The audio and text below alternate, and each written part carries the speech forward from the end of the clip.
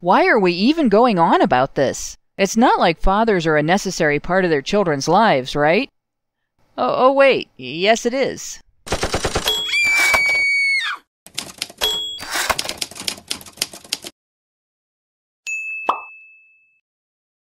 During the last few shows, we've compared the separation of migrant kids from parents who brought them across the U.S. border illegally to the separation of U.S. children from their families.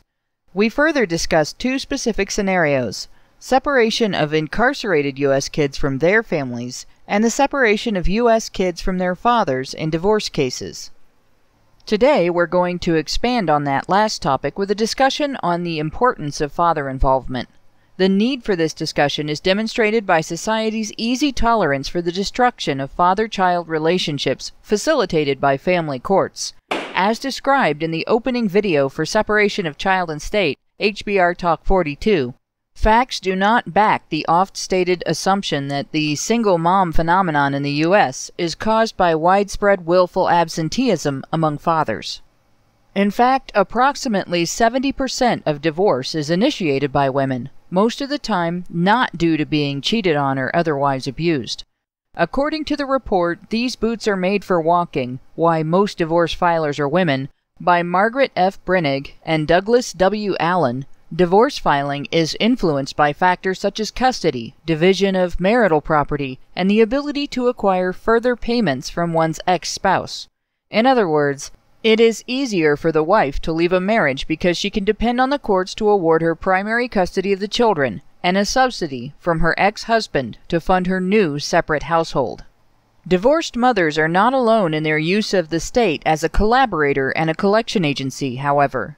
In February of 2012, several news outlets reported that a slim majority, 53%, of births to women under 30 occur outside of marriage, based on a report by Child Trends. This report also pointed out that between 1970 and 2009, the percentage of all births that took place outside of marriage increased from 11% to 41%. In non-marital birth situations, unless the father is there to sign the birth certificate or signs up for his state's putative father registry, custody is entirely under the mother's control. We pointed out last week how the state's handling of financial support in maternal custody situations can interfere with the father's time with his children. Increases in financial obligations based on imputed income can interfere with a father's ability to have non-work hours to spend with his children. Punishments the state imposes if the father cannot meet such obligations can deny him transportation, can be so extreme as to make him homeless, and can even lead to his incarceration. All of these can impact not only on his welfare, but also on his time and his relationship with his children. With the availability of several different types of birth control, including early abortifacients as well as surgical abortion, the option of paternal or other family custody, adoption, and safe haven abandonment, it is difficult to consider single custodial motherhood anything but a lifestyle choice. In light of that, and of divorce statistics, it is downright silly to presume fathers estranged from their children by custody situations to be willful absentee fathers or deadbeats. On the contrary, evidence shows that dads are invested in their relationships with their children, invested in their kids' welfare.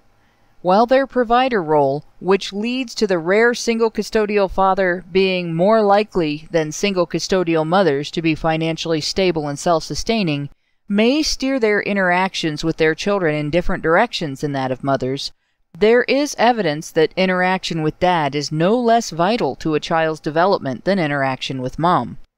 This begins in infancy with evidence that father involvement improves early cognitive development, throughout childhood, during which evidence shows positive influence on a variety of social development landmarks, into adulthood, where evidence shows that father involvement throughout childhood improves the individual's chances of success in goals that impact quality of life, such as one's career and marriage.